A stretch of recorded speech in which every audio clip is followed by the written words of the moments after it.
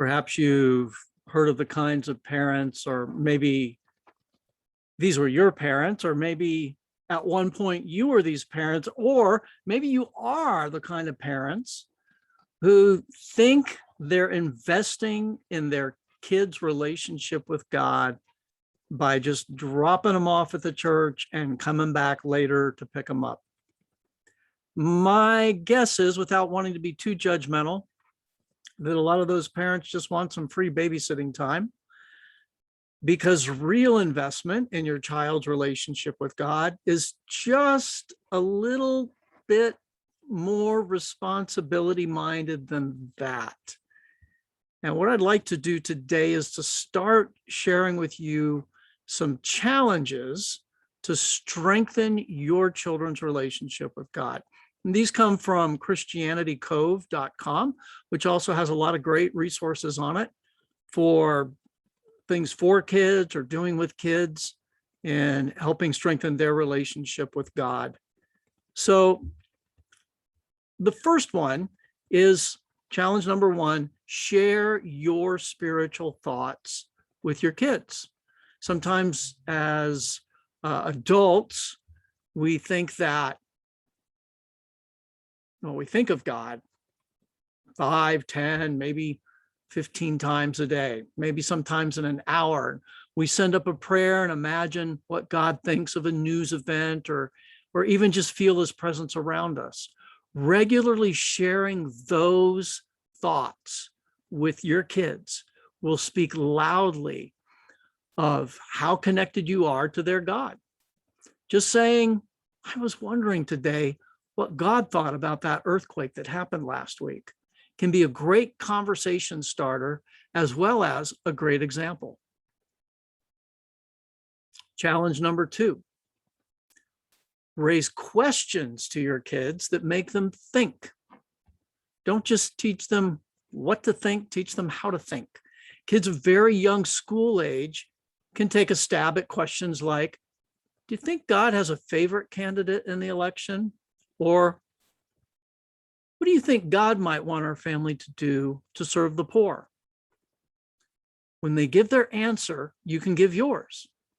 Great conversations often lead to godly thinking, and they can be done while taking a walk, folding the laundry, or traveling in the car. Honestly listen for their answers, and kids will feel inspired to think things through.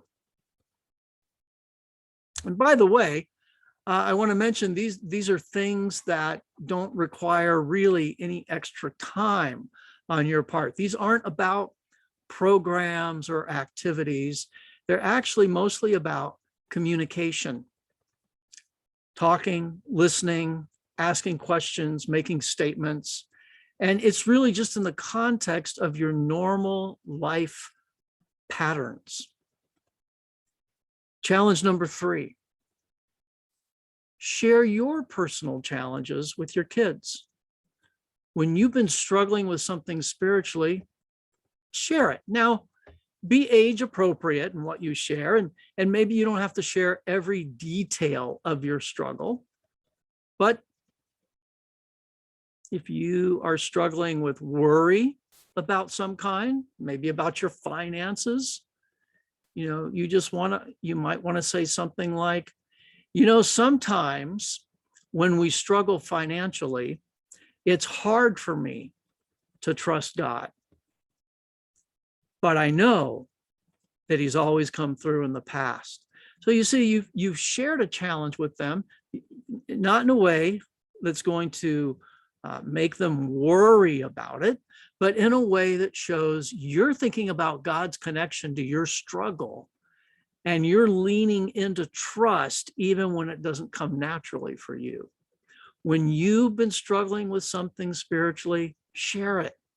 Kids are much closer to understanding matters of the spirit than we often give them credit for. Sharing will not make you look weak in their eyes, but rather focused on finding answers. You can mention just about any daily challenge, anything like, I watched a horror movie today. I kind of felt like God was not happy that I was doing that, but I'm not sure. What do you think?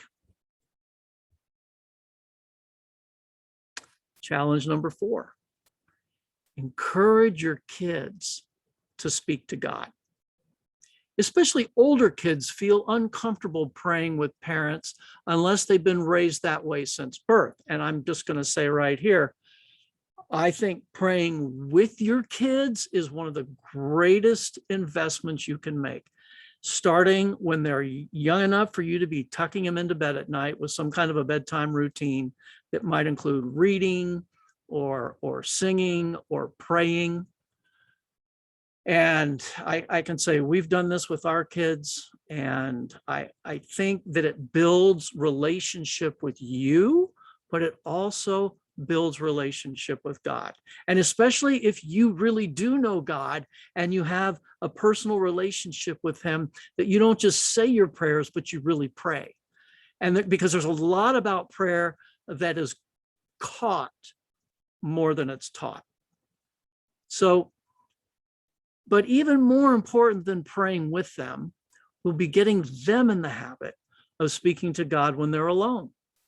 When kids present you with a tough challenge, your input is important, but start including, did you ask the Lord about it? You might say, I would ask the Lord about that one. Let me know what you think he says. I'm really interested.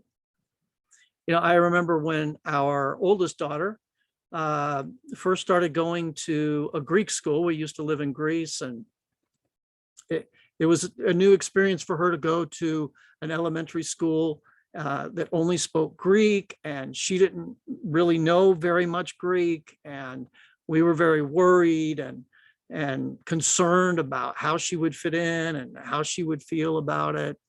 And you know, sometime later she told us that, like, when they went out for recess or lunch break, she'd just walk around the perimeter of the school. Wasn't a very big property, and she would just talk to the Lord. Just talk to the Lord, just talk to the Lord. And that's kind of what helped her get through. I'm going to save challenge number 5, 6, and 7 for next time on Parenting Matters with McCracken.